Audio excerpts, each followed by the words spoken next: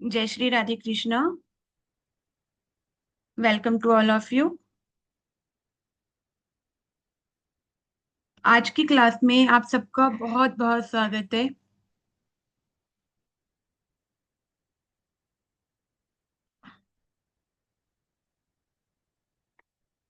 आज क्लास है नक्षत्र की।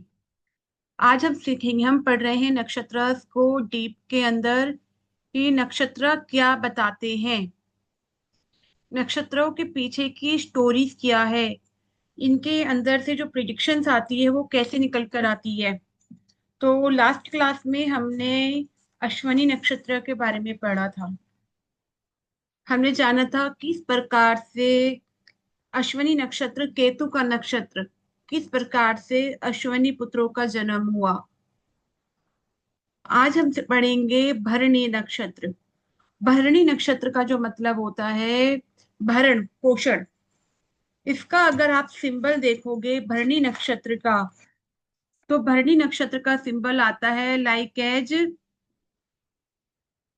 मैं अभी स्क्रीन तो शेयर नहीं कर पा रही हूँ बट एक वी शेप में। ठीक है। तो भरणी नक्षत्र जो स्टार्ट होता है 13,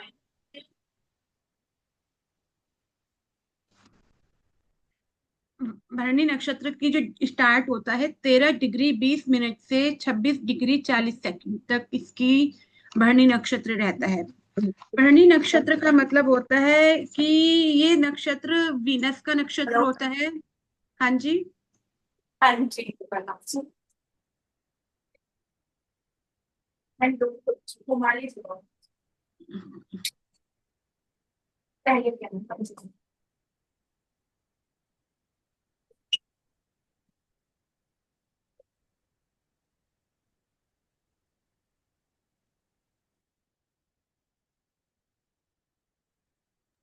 मैम सबको म्यूट रखने का बोलिए ना, मैं यही क्योंकि पता नहीं कौन बोल रहा है और आवाज चली जा रही है। मैं कर रही हूँ, मेरा कंसंट्रेशन टूट जाएगा, मैं पढ़ाई नहीं पाऊंगी। हाँ इसीलिए मैम।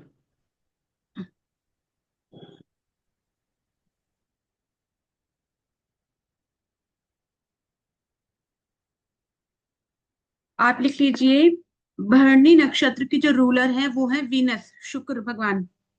और इसका जो मंत्र है ओम ईम, ओम ईम। एलिफेंट है इसका, एनिमल, एनिमल जो है वो उसके एलिफेंट है। अब इसके पीछे की स्टोरी जानते हैं कि भरणी नक्षत्र कहाँ से आया। भरणी मतलब भरण करना, जब एक बच्चा माँ के गर्भ में होता है, ठीक है, तो वो क्या कर रहा होता है, उसका भरण पोषण किसके द्वारा हो रहा होता है, उसकी माँ के द्वारा। एक अननेचुरल शक्ति उसकी मदद कर रही होती है, जो उसके जीवन को सरवाइव कर रहा है वो वहां से। ठीक है। वो अपने आप से नहीं खा सकता, अपने आप से नहीं पी सकता, बट उसका जो भरण पोषण होता है वो उसकी मदर के द्वारा होता है। इसलिए जो इसका जो सिंबल दिया गया है वो एज ए इसे लेबर पेन से जोड़ा गया है। ठीक है।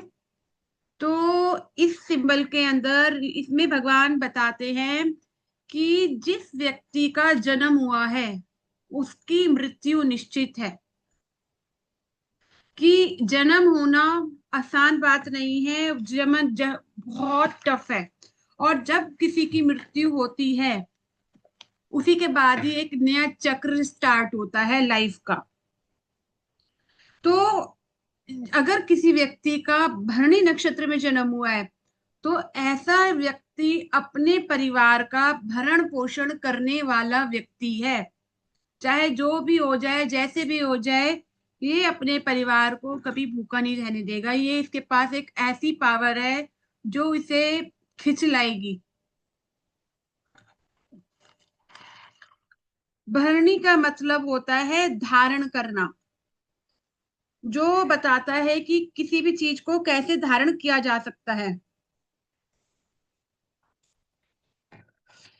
एक कहानी में बताया गया है कि मृत्यु के देवता यम की शक्तियां भी इसी तारे में निवास करती हैं जो नया धारण करता है।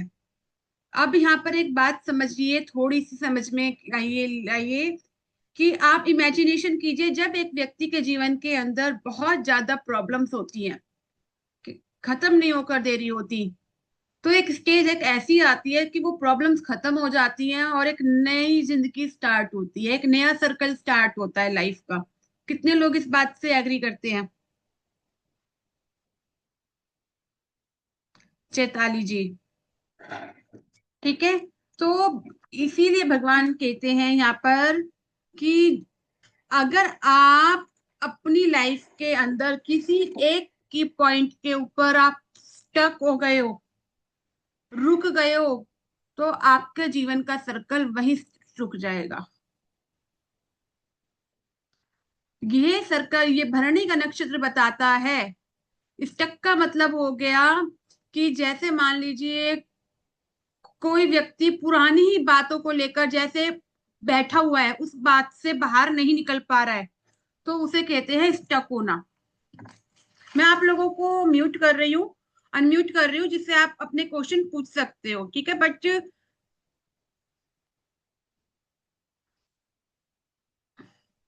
आप अपने आप को अनम्यूट कर सकते हो।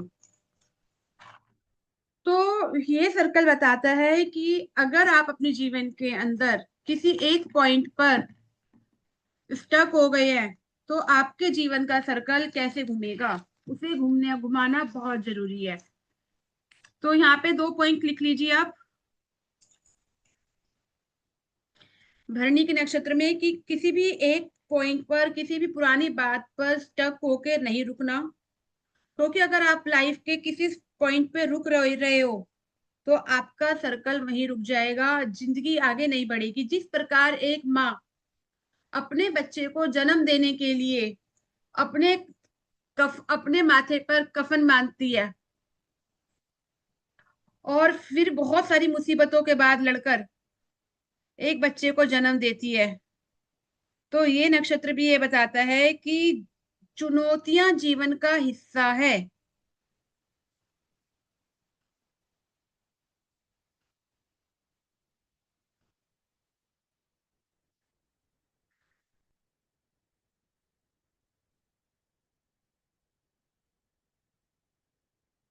अब इसमें आपको कहानी बताती हूँ। महाभारत के अंदर एक कहानी बताई गई है कि जिसमें बताया गया है कि यमा, जो यम कौन है? यम है मृत्यु के देवता। ठीक है। जो एक समय क्या हुआ कि उन्होंने अपने हाथ खींच लिए और उन्होंने जीवन को चलाना, मतलब पृथ्वी पर मृत्यु होना बंद हो गई। जब मृत्यु होना बंद हो गई तो क्या हुआ? चारों तरफ आबादी बढ़ गई, हाहाकार हो गया, हर चीज के लिए हर व्यक्ति लड़ने लग गया। तो उस समय ऐसी सिचुएशन हुई कि कोई किसी का के लिए कुछ नहीं कर रहा था, सब बड़े होते जा रहे थे। तो उस समय उनको अपनी गलती का एहसास हुआ कि अगर वो मृत्यु को रोक देंगे तो बहुत हाहाकार मच जाएगा, जीवन नहीं बढ़ पाएगा आगे, क्योंकि जब डेथ ही नहीं होगी तो एक नया सर्कल कैसे स्टार्ट होगा? तो ये नक्षत्र हमें बताता है कि मृत्यु शायद भले ही सुखद ना हो, पर वो बहुत अच्छी और महत्वपूर्ण होती है। तो भरणी का नक्षत्र आपको ये भी बताता है कि इस नक्षत्र में बलिदान शामिल है। जैसे एक माँ अपने सिर पर कफन बांधकर एक बच्चे को जन्म दे रही है, उसका भरण पोषण कर रही है, तो वो अपने लिए क्या कर रही है? वो अपने बारे में नहीं सोच रही, बट एक नई जिंदगी के बारे में सोच रही है। अगर आप इमेजिनेशन करो, अगर पृथ्वी पे लोगों की मृत्यु होना बंद हो जाए, तो कितनी जनरेशन पे जनरेशन बढ़ती चली जाएंगी और पुरानी सोच कभी खत्म नहीं होगी। तो क्या आने वाली पीढ़ी के लिए संभव हो पाएगा कुछ को नया होना? नहीं हो पाएगा ना। तो बेशक मृत्यु जब होती है वो दुखद होती है, बट उसके बाद एक नया सर्कल भी स्टार्ट होता है लाइफ का। तो यहाँ पर बताया गया है, एक स्टोरी और बताई गई है इसके अंदर, जो पद्म पुराण में बताई गई है। कि पद्म पुराण में बताया गया है कि एक बच्चा जिसकी मृत्यु होना निश्चित थी, बताती हूँ, 1 मिनट।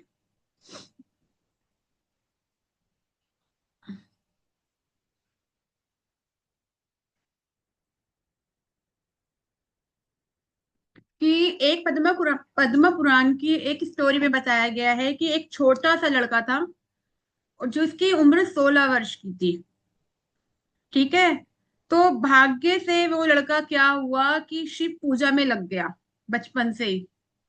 और जब वो शिव पूजा में लग गया और जब वो 16 वर्ष का हुआ, तो उस समय यमराज जी आए उसको लेने के लिए। पर उस व्यक्ति बच्चे ने शिव जी को पकड़ लिया कि मैंने उसने और शिव जी की तपस्या में लीन था। तो इस कारण यमराज जी के दूत उसके पास बिल्कुल नहीं आ पाए। और यमराज जी स्वयं, जो उनका जो फंदा होता है, जो कहते हैं ना मृत्यु जब होती है तो यमराज की जी के जो दूत है फंदा डाल के लेके जाते हैं। तो वो खुद अपने फंदे के रूप में पाश के साथ प्रकट हुए। जैसे ही उन्होंने अपना फंदा फेंका, वह लड़का शिव जी की मूर्ति से लिपट गया और रक्षा की प्रार्थना करने लगा। फंदा लड़के और शिव दोनों के गले में पड़ गया। यह देखकर शिव भगवान क्रोधित हो गए और उन्होंने यमराज को भस्म कर डाला। सभी देवताओं ने शिव भगवान से प्रार्थना की कि वह इस पर विचार करें, क्योंकि अगर ऐसा हुआ तो किसी भी प्राणी की मृत्यु नहीं होगी और ये संसार कैसे चलेगा। विष्णु जी की बात स्वीकार करते हुए यमराज जी ने शिव भगवान ने यमराज जी को पुनर्जीवित कर दिया। और उस बालक को जो नाम क्या हुआ, मार्कंडेय। और उस बालक को मार्कंडेय के नाम से अमर तत्व प्रदान किया। जैसे वे बालक मृत्यु से बचने की कोशिश कर रहा था, वैसे ही हम भी जीवन की कठिनाइयों से भागने की कोशिश करते हैं। हम उसका सामना नहीं करते, हम उसका कोई अल्टरनेट ढूंढते हैं, कुछ परेशानियां ढूंढते हैं।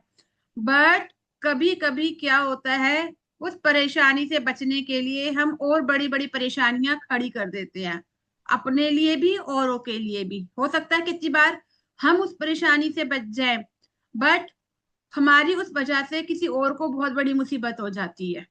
होता है ना ऐसा, अपनी परेशानी से बचने के लिए किसी दूसरे व्यक्ति को मुसीबत में डाल देना। तो यहाँ ऋषि, यहाँ मार्कंडेय जो बच्चा था 16 वर्ष का, उसने भी क्या किया, अपनी मृत्यु से बचने के लिए शिव भगवान को से लिपट गया। और यमराज जी का जो पास था उनके पास आया, और शिव भगवान ने क्या करा, यमराज जी को भी नष्ट कर दिया। तो एक तरीके से पूरी की पूरी क्या हुई, प्रकृति हिल गई।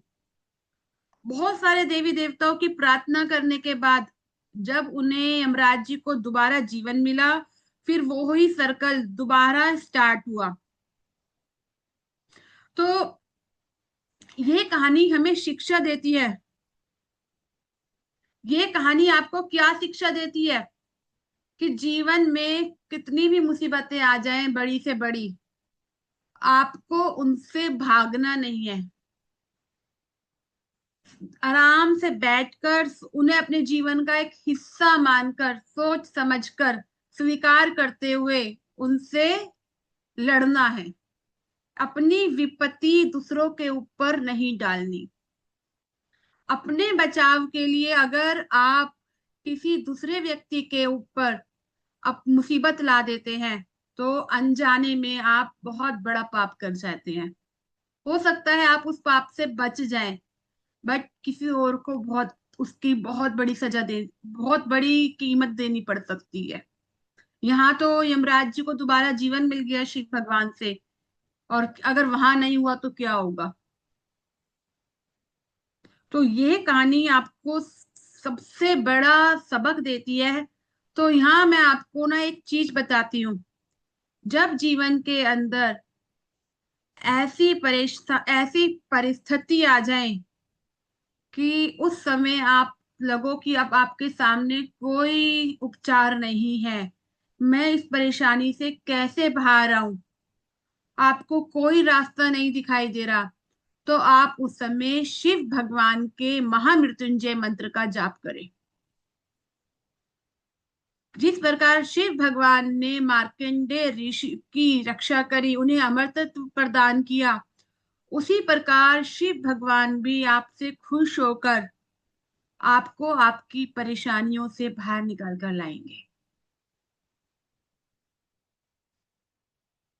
आपको सिर्फ शिव पकड़ लेना है, शिव की आराधना करनी है। तो ये कहानी, भरणी नक्षत्र की कहानी यही बताती है कि मृत्यु निश्चित है, जीवन में परेशानियां निश्चित हैं, जीवन का हिस्सा है। इसे इससे कभी आप भाग नहीं सकते।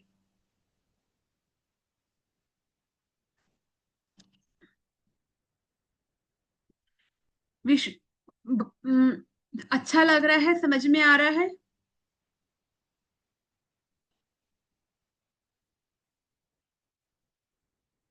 कहीं ये तो नहीं कि मैं आप लोगों को भाषण देके, प्रवचन देके आपको बोर कर रही हूँ? आप अनम्यूट करके बता सकते हैं।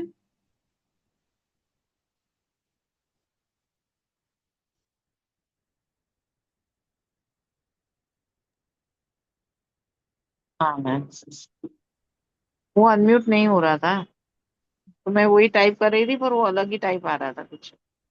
मैम समझ में आ रहा है, और स्टोरी तो बहुत अच्छी है, और एक चीज से रिलेट भी हो गया। बीच में कुछ ऐसा मतलब समझ लो कि थोड़ा एक स्टोरी कुछ आया था, सेम रिलेटेड ऐसा ही, कि एक किंग था, उसको मतलब अपना मतलब इमोर्टल का कुछ ब्लेसिंग चाहिए था। तो मुझे आगे का तो दो पार्ट याद नहीं है, बट एंड का पार्ट एक याद है कि मतलब समझ लो कि हम इमोर्टल हो जाते हैं तो क्या हो जाता है। तो आगे आगे दो चीज मैं भूल गई, पर मुझे तीसरी मतलब स्टोरी उसमें याद है कि मतलब एक जगह जाता है, वो पानी पीता है, फिर मतलब शायद उसको बहुत सारा वेल्थ देता है, ऐसा कुछ है। फिर आगे जाता है, फिर आगे जाता है, तो पूरा आगे वाला स्टोरी में मतलब वो दिखता है, सब लोग है ना अंदर अंदर बहुत सारे लोग झगड़ रहे होते हैं। तो किंग मतलब सोचता है कि भाई मतलब ये लोग झगड़ क्यों रहे हैं। तो एक मतलब बोलता है कि मैं ना इमोर्टल की जो वो ब्लेसिंग उसको चाहिए थी ना, उसके रिलेट में है वो। हम्म। तो वो बोलता है कि नहीं, मतलब वो बोलता है कि मैं 200 साल का हूँ, पर मेरे पास है ना कोई इनहेरिटेंस मतलब वेल्थ नहीं आया है। दूसरा बोलता है मैं 400 साल का हूँ, मेरे पर भी इनहेरिटेंस नहीं आया है कुछ भी। तीसरा बोलता है कि मैं 800 साल का हूँ, वो बोलता है मेरे से भी मुझे भी इनहेरिटेंस नहीं आया है, मैं मेरे बच्चों को क्या दूं ऐसा। और अच्छा। मतलब उससे भी ऊपर मतलब 16 मतलब एक जो होता है वो 1600 साल का होता है। वो अच्छा। मतलब वो 800 वाला जो बोलता है कि मेरे ऊपर जो है उनके चार पोते हैं सब, और मतलब वो 1600 साल वाला ही मतलब वो कुछ दे नहीं रहा है, तो मैं नीचे कैसे पास करूं। तो मतलब ये चीज होती है कि इमोर्टल मतलब होने से भी ये सब भी बहुत ज्यादा प्रॉब्लम होते हैं, कि अगर बाय चांस हम इमोर्टल होते थे तो क्या होता था, दैट इज द कंडीशन। तो फिर राजा को समझ में आ गया कि नहीं, मतलब हमारी लाइफ जितनी है उतनी ही सही होनी चाहिए, मतलब इमोर्टल नहीं होना चाहिए। आगे का कुछ खाने का और मेडिसिन का कुछ था, वो मैं भूल गई हूँ, मुझे इतना याद नहीं है। तो यही इसे बताया गया है ना कि मृत्यु से कभी नहीं डरना, जीवन की परेशानियों से नहीं डरना। अगर आपको देखो, मैंने बहुत सारी चीजें फेस करी हैं, ठीक है, अब भी करती हूँ। बट ध्यान रखना, जीवन के अंदर अगर कोई व्यक्ति तुम्हें किसी चीज के लिए पुश कर रहा है, किसी चीज के लिए, तो तुम्हें स्टार्टिंग में लग सकता है कि वो व्यक्ति बुरा है, ये तुम्हें बार बार पुश कर रहा है। बट वो व्यक्ति तुम्हारा सबसे बड़ा हितकार है।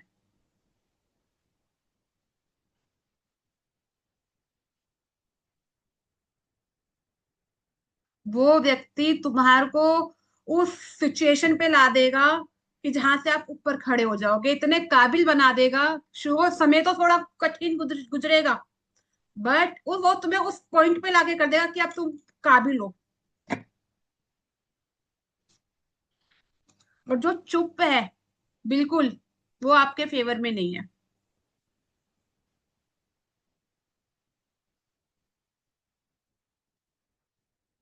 ये सबसे बड़ी सच्चाई है, जो मैंने अपने जीवन में मैंने भी सीखी है, मैंने भी देखी है।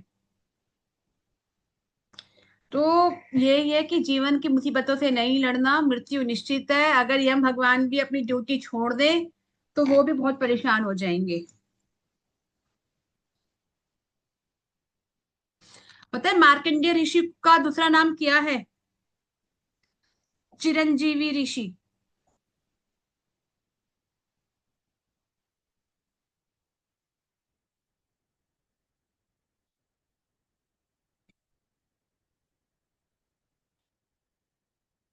अब मैं आपको एक कहानी सुनाती हूँ, श्रीमद् भागवत कथा में से ली गई है यही कहानी, कि एक व्यक्ति था, वो गलत संगत में पड़ गया। अब जब वो गलत संगत के अंदर पड़ गया, तो वो क्या करने लगा, हर वक्त वो पहले भगवान की पूजा पाठ उपासना करता था, बट गलत संगत में पड़ने से वो किसी वैश्य के चक्कर में पड़ गया। अब वो क्या, सब खराब आदतें, उसी में लीन रहने लग गया। अब जब व्यक्ति इस प्रकार के कर्मों में जाता है तो उसका सर्वनाश होना स्टार्ट हो जाता है। धीरे धीरे उसका सब कुछ नष्ट होता चला गया, बीमार रहने लग गया। बट अनफॉर्चुनेटली उसके घर में पुत्र का जन्म हुआ, और उस पुत्र का नाम रखा गया नारायण। अब पुत्र का नाम नारायण था, तो नारायण तो नारायण ही रहेंगे। ठीक है, चाहे आप उन्हें किस रूप में भी पुकारो, कैसे भी पुकारो, है तो वो नारायण ही। तो अब हर वक्त घर में नारायण नारायण होने लगी। नारायण के नारायण खेल लो, नारायण को दूध पिला दो, हर वक्त नारायण नारायण, तो वो भी नारायण नारायण करने लग गया। ऐसे ही नारायण करते करते उसका अंतिम समय निकट आ गया। आए यमराज जी के दूत, बट वो अंतिम समय भी अपने बेटे को आवाज लगा रहा था, नारायण नारायण। अब यम के दूत तो बहुत घबरा गए, ये तो नारायण का भक्त है, हम इसे कैसे ले जाएं, हम इसे फंदे में डालकर कैसे ले जाएं। तो यम के दूत ने सोचा कि अब इसको तो हम ऐसे लेके जा नहीं सकते। वो वापस यमराज जी के पास पहुंचे।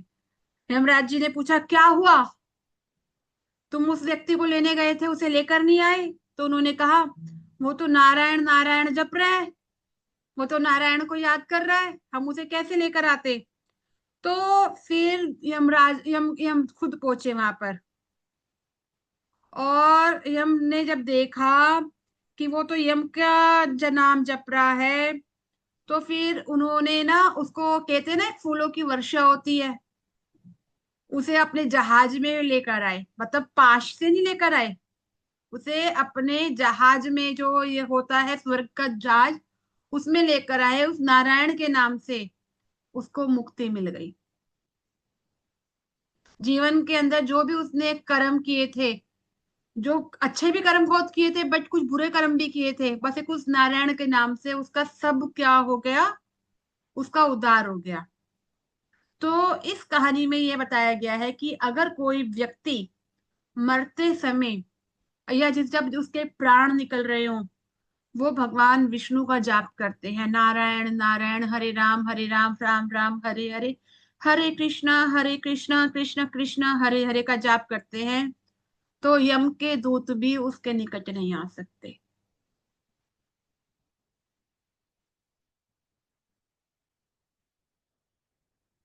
तो नारायण शब्द में बहुत तप है, बहुत बल है। तो हमेशा आप प्रभु को याद करो, भगवान विष्णु के मंत्रों का जाप करो। यहाँ एक मंत्र बताया गया है कि जिसने मंत्र दिया गया है, कौन से उपनिषद में दिया गया है, बताती हूँ, वेट।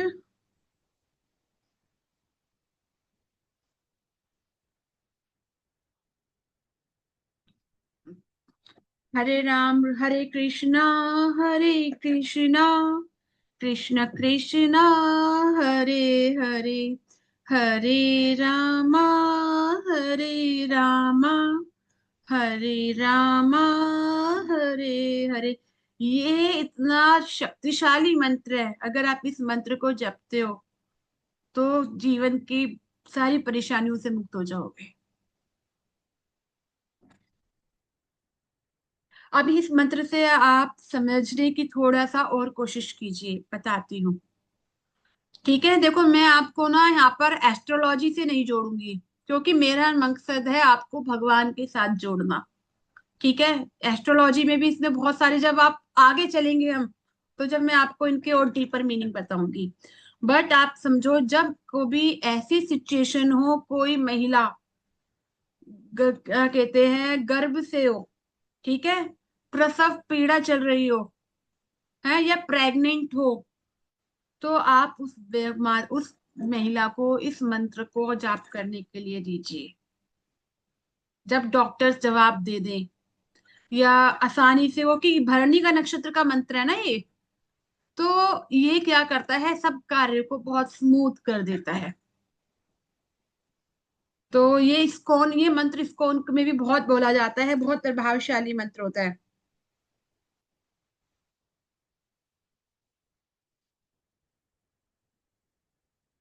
तो भरणी का नक्षत्र में है कि ये उन कठिनाइयों का प्रतिबंध करता है जिनका हमें समृद्ध होने से पहले सामना करना होगा। यह एक यम का तारा है जो सीमा और प्रतिबंध की ऐसी परीक्षाओं का सामना करने के लिए हमें अपने आप को विकास करना होगा, मतलब बहुत पेशेंस रखना होगा। जैसे आप अब यहाँ पे सबसे बड़ी चीज आप यही समझ लेना स्टोरी में, कि जिस प्रकार एक माँ किस प्रकार से बच्चे को जन्म देती है, आप सब माँ हो, आप सबको पता है कि जब आपका डिलीवरी की सिचुएशन आई थी, वो एक ऐसी स्टेज थी, तो भगवान, जब ऐसा लग रहा था कि हमें चाहे कुछ भी हो जाए, हमारे बच्चों को कुछ ना हो, वो एक ऐसी सिचुएशन थी, मतलब जिंदगी और मृत्यु के उसमें। तो ये नक्षत्र का बता रहा है कि एक माँ अपने लिए छोड़कर बस दूसरों के लिए कैसे जी। तो ये नक्षत्र है भरणी का।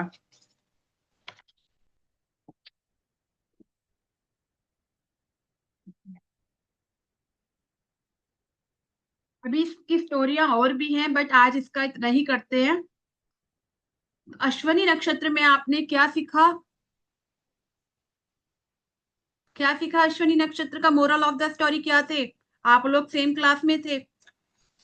आप लोग अनम्यूट नहीं कर पा रहे हैं कि अपने आप को?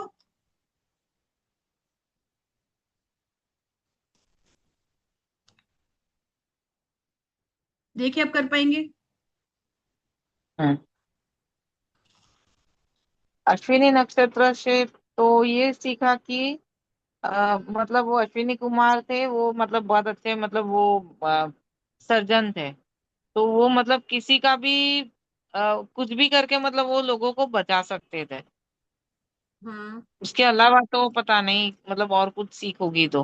बट एक स्टार्टअप का नक्षत्र था कि हाँ, जैसे मतलब वो नया जीवन दान दे सकते हैं किसी को, देखो और नया, हीलिंग कर सकते हैं। अभी से ही हाँ